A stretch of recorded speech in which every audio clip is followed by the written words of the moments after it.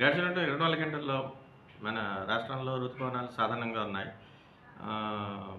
ఒక మాసం నుంచి భారీ వర్షాలు కూడా పలు ప్రాంతాల్లో నమోదవ్వడం జరిగింది. అత్యధికంగా శ్రీకాకుళం జిల్లాలో ఉన్న కలింగపట్నంలో 10 సెంటీమీటర్లు, విశాఖపట్నంలో అయితే 9 సెంటీమీటర్స్ అండ్ శ్రీకాకుళం జిల్లాలో ఉన్నటువంటి టెక్కల్లో అయితే 4 సెంటీమీటర్స్, అనకాపల్లిలోని ఎల్లమంచిలో 4 సెంటీమీటర్ రికార్డ్ అయింది. అలాగే నెక్స్ట్ 24 అవర్స్ వరకు కూడా చూసుకుంటే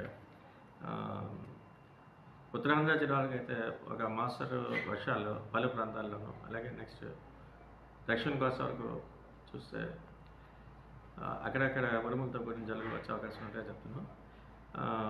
క్రమేపీ ఇది తీరం వెంబడి బలమైన ఈదురుగాలి ప్రభావం క్రమేపీ తగ్గుతున్న చేత ఎటువంటి హెచ్చరికలు మత్స్యకారులకి ఇవ్వడం జరగలేదు ఈరోజు.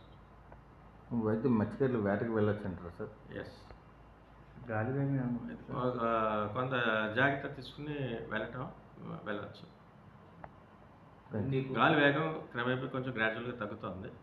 అంటే తీరం వెంబడి బలమైన ఎదురుగాలులు కొంచెం తగ్గుముఖం ఉండడం వల్ల మన మత్స్యకారులకి అయితే ఎటువంటి హెచ్చరికలు జారీ చేయలేదు.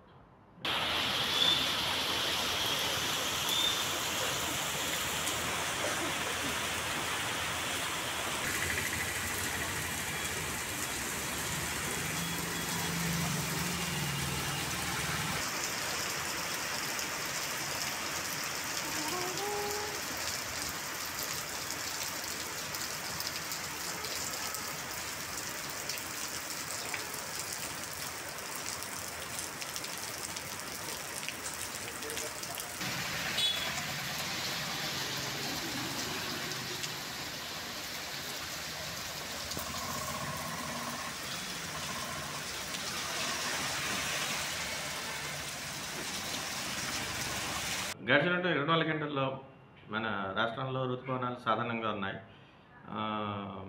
ఒక మాసం నుంచి భారీ వర్షాలు కూడా పలు ప్రాంతాల్లో నమోదవ్వడం జరిగింది.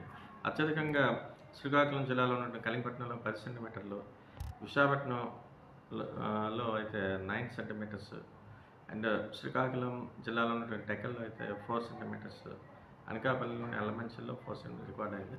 అలాగే నెక్స్ట్ 24 అవర్స్ వరకు కూడా చూసుకుంటే ఉత్తరాంధ్ర జిల్లాలకు అయితే ఒక మోస్తరు వర్షాలు పలు ప్రాంతాల్లోనూ, అలాగే నెక్స్ట్ దక్షిణ కోస్తా వరకు చూస్తే అక్కడక్కడ ఉరుములతో కూడిన జల్లులు వచ్చే అవకాశం ఉంటే చెప్తున్నాం. క్రమేపీ ఇది తీరం వెంబడి బలమైన ఈదురుగాలి ప్రభావం క్రమేపీ తగ్గుతున్న చేత ఎటువంటి హెచ్చరికలు మత్స్యకారులకి ఇవ్వడం జరగలేదు ఈరోజు. అయితే మత్స్యకారులు వేటకు వెళ్ళొచ్చు అంటారా సార్? ఎస్, గాలి కొంత జాగ్రత్త తీసుకుని వెళ్ళవచ్చు. గాలి వేగం క్రమేపీ కొంచెం గ్రాడ్యువల్గా తగ్గుతుంది. అంటే తీరం వెంబడి బలమైన ఎదురుగాలులు కొంచెం తగ్గుముఖం ఉండడం వల్ల మన మత్స్యకారులకి అయితే ఎటువంటి హెచ్చరికలు జారీ చేయలేదు.